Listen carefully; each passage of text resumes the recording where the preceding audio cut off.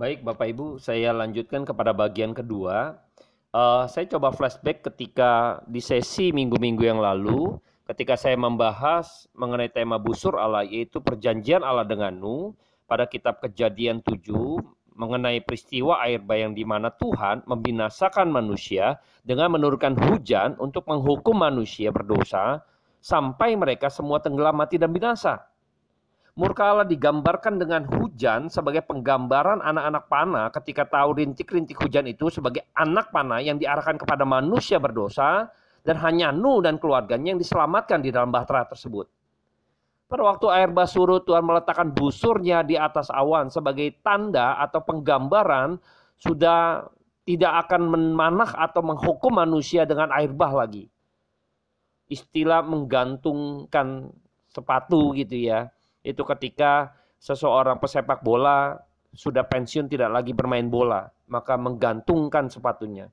Maka Tuhan juga menggantungkan busurnya atau meletakkan busurnya sebagai tanda tidak menghukum manusia lagi dengan air bah. Ada satu kasih daripada Kristus yang boleh kita lihat ketika di awan ada pelangi. Dan itu sebagai wujud daripada kasih Allah mengasihi manusia yang sekalipun mereka sudah berdosa. Nah, pada waktu peristiwa di Bukit Golgota, kita juga mendapati bahwa murka Allah ditimpakan kepada Yesus Kristus di atas kayu salib supaya Anda dan saya yang percaya tidak binasa. Ketika murka Allah ditimpakannya, Allah sedang mengikat perjanjiannya dengan setiap orang yang percaya kepada Kristus yang tergantung di atas kayu salib, di mana Allah Bapa memberikan pengampunan, tidak menghukum mereka lagi yang percaya. Mereka tidak akan mati binasa, melainkan memperoleh hidup yang kekal. Nah, pada bagian yang lain, ketika air bah menutupi seluruh bumi, bahkan gunung yang tertinggi sekalipun, semua tidak tampak lagi. Demikian pula dengan dosa Anda dan saya. Jauh ke dalam tubir laut, Dia melempar dosa Anda dan saya. Tidak ada dosa yang tidak bisa diampuni oleh Kristus, kecuali menghujat Roh Kudus.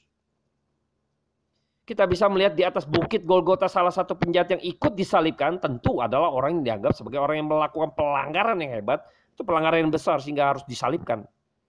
Tetapi kita melihat orang ini menerima pengampunan daripada Kristus. Anugerah Allah turun atas orang ini. Ketika ia memandang Kristus yang sedang tergantung di atas kayu salib bersama-sama dengan dia, penjahat ini dicelikkan mata rohani yang tadinya dia mencela, ikut mencela Kristus. Ketika itu dia harus melihat, ketika dia dicelikan matanya, maka dia berbalik kepada Tuhan dan bertobat. Dia melihat kasih Allah yang begitu besar, sehingga mau mati buat musuh-musuhnya, termasuk dirinya tadi. Yang mau mati buat orang-orang berdosa seperti Anda dan saya. Lalu dia memohon kepada Yesus mengingat dia, dan Yesus menyambut orang-orang seperti ini. Seperti yang sudah dibahas di bagian pertama tadi di awal.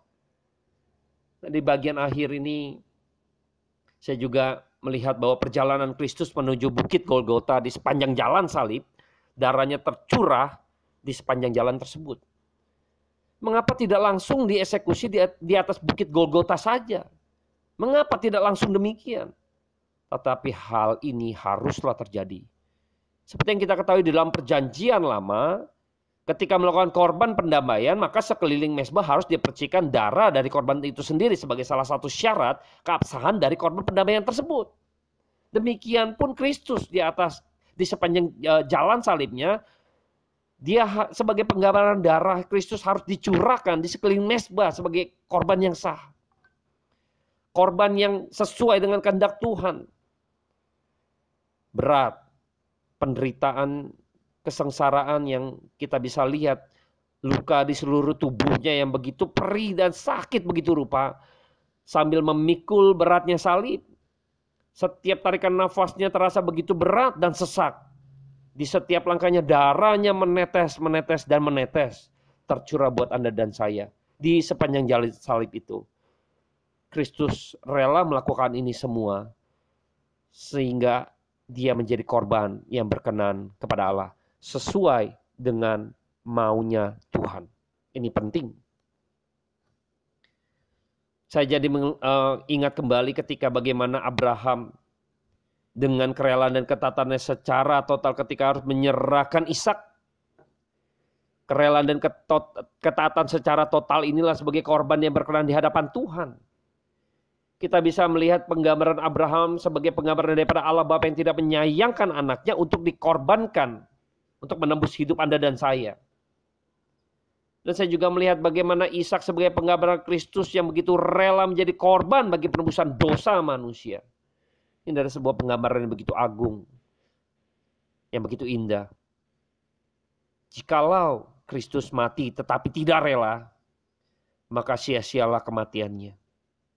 Kita tidak akan pernah mungkin mendapatkan pengampunan yang begitu sempurna. Kita tidak akan mungkin menerima itu. Kenapa? Karena korbannya pun ada celah. Korbannya pun cacat. Korbannya itu tidak memiliki satu keberkenanan. Maka sia-sialah kematian Kristus jikalau Kristus tidak rela mengorbankan nyawanya bagi Anda dan saya. Kerelaan dan ketaatan Kristus di hadapan Allah Bapa yang memungkinkan Anda dan saya menerima pengampunan yang sempurna. Ini catatan yang paling penting. Sehingga Anda dan saya mengetahui bahwa Kristus diam saja ketika diolok-olok. Diam saja, dia nggak gubris. Dia tahu kita orang yang berdosa. Kita nggak tahu apa-apa. Tapi penjahat ini bisa melihat. Bisa melihat yang orang lain tidak lihat. Yang di sebelahnya nggak lihat, orang di bawah tidak lihat. Tetapi penjahat yang satu ini melihat bahwa Kristus adalah Tuhan dan Raja. Pada peringatan Jumat Agung ini, saya berharap kita semua kembali merenungkan sengsara dan penderitaan Kristus yang rela menyerahkan nyawanya demi penebusan hidup Anda dan saya orang berdosa. Semakin kita menyelami penderitaan Kristus, harap kita semakin bisa mengasihi Dia. Bisa memberi kita hidup kita ini semakin hari berkenan menjalankan kehidupan kita ini untuk Dia. Sama seperti Kristus. Menjaga hidupnya sebagai korban yang tak bercela. Untuk Anda dan saya menerima pengampunan yang sempurna. Saya tidak mau Anda dan saya didirect atau dipimpin iman kita ini, dibangun iman kita ini oleh karena mengalami sebuah fenomena yang hebat terjadi dalam diri Anda dan saya. Sehingga Anda dan saya percaya kepada Kristus karena mengalami hal-hal yang spektakuler dalam kehidupan kita. Saya sekali lagi tidak pernah menantang atau tidak pernah anti dengan mukjizat. Dan saya percaya mukjizat Tuhan itu nyata. Saya yakin gitu kan mukjizat Tuhan ada. Iya, saya percaya. Saya pernah mengalami juga hal-hal yang besar, mukjizat besar terjadi dalam hidup saya. Tetapi sudahkah Anda dan saya melihat mukjizat yang paling besar yang tidak mungkin dilakukan oleh pribadi lain, tidak mungkin dilakukan oleh oknum lain, tidak mungkin dilakukan oleh pihak manapun, kuasa manapun. Anda tahu mukjizat itu apa? Yaitu mengampuni dosa Anda dan saya. Bisa memberikan kita hidup yang kekal.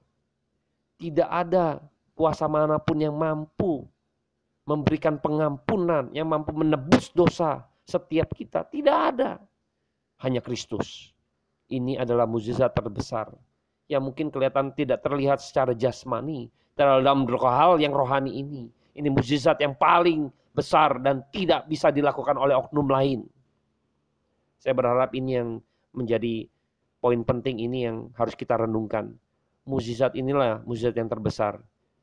Jikalau Anda dan saya percaya dengan fenomena-fenomena gitu ya. Saya bukan fenomena itu seringkali juga bisa datangnya bukan daripada Tuhan. Nah, saya berharap kita harus menguji segala sesuatunya. Dan saya berharap kebenaran firman Tuhan terus memberikan kita pencerahan. Sehingga kita tidak mudah ditipu dengan fenomena-fenomena yang terjadi. Dunia bisa memberikan. Bahkan dukun pun bisa melakukan mukjizat tanda petik gitu ya. Kita tahu dunia bisa melakukan hal yang seperti itu. Tapi ada yang dunia atau oknum lain tidak bisa lakukan. Yaitu mengampuni dosa, menebus dosa. Tidak ada yang bisa. Harap hal ini yang menjadi pemikiran kita, perenungan kita. Sehingga iman kita boleh dibangun dengan pengenalan akan Kristus. Dengan penderitaan Kristus mati di atas kayu salib. Sehingga kita memahami, sehingga kita mengerti mengapa Tuhan begitu mengasihi kita. Bagaimana Tuhan menebus hidup saya. Sehingga Anda dan saya hidup hati-hati, sungguh-sungguh memberikan yang bagi Tuhan. Ya, malam hari ini perenungan yang mungkin sedikit panjang, Jumat Agung HFM untuk khotbah sesinya. Saya bikin 2 sesi, bagian 1 dan bagian 2, karena keterbatasan di dalam memori ponsel saya harus membagi 2 ini. Biarlah kita semakin hari semakin disegarkan oleh kebenaran firman Tuhan, kayak Roh Kudus terus memimpin setiap kita agar kita mau haus, diberikan kegairahan yang daripada Tuhan, kegairahan untuk merenungkan kebenaran firman Tuhan siang dan malam, sehingga dan saya imannya kita dibangun atas dasar perkataan Allah yang sifatnya kekal, yaitu Alkitab, yaitu firman Allah itu sendiri. Biarlah malam hari ini kita boleh kembali disegarkan logika kita, dicelikan mata rohani kita, sehingga kita bisa sama seperti salah satu penjahat ini yang bisa melihat, dan biarlah kita menemukan iman yang sejati dalam diri kita. Mari kita berdoa. Bapa dalam surga, terima kasih buat kemurahan yang Tuhan berikan buat setiap kami. Sehingga malam hari ini Tuhan, kami juga boleh mendengar kebenaran firman Tuhan, dan kami boleh disegarkan, kami boleh celikan Tuhan. Mari Roh Kudus, ini adalah pekerjaan-Mu menyadarkan kami, mencelikan kami, sehingga kami sadar dan tidak mudah ditipu oleh ilah-ilah lain, oleh fenomena-fenomena yang terjadi Tuhan. Hamba-Mu berdoa, memohon belas kasihan daripada Tuhan. Turun atas setiap kami Tuhan, yang mendengarkan kebenaran firman Tuhan. Mari Bapa, berikan kemurahan-Mu atas setiap kami, sehingga kami Tuhan membangun iman kami di atas perkataan Allah yang kekal itu. Biarlah kami Tuhan, iman kami dipimpin, dituntun oleh kebenaran-Mu sendiri ya Bapa. Dibangun dari pengenalan akan Tuhan Kristus yang sudah mati di atas kayu salib buat setiap kami, menembus hidup kami. Biarlah hidup kami boleh semakin hari sungguh-sungguh di hadapan Tuhan, dan mempersembahkan diri kami sebagai persembahan yang hidup, berkenan di hadapan Tuhan. Diberkatilah kami, karena Allah Bapa telah memberikan pendamaian lewat Yesus Kristus, dan Roh Kudus boleh menuntun kami, membawa kami kepada Kristus yang memberikan pendamaian itu. Di dalam nama Tuhan Yesus Kristus kami berdoa dan mengucap syukur. Amin. Terima kasih Bapak Ibu buat kebersamaan kita di dalam Jumat Agung Haleluya Family Ministry. Tuhan Yesus memberkati.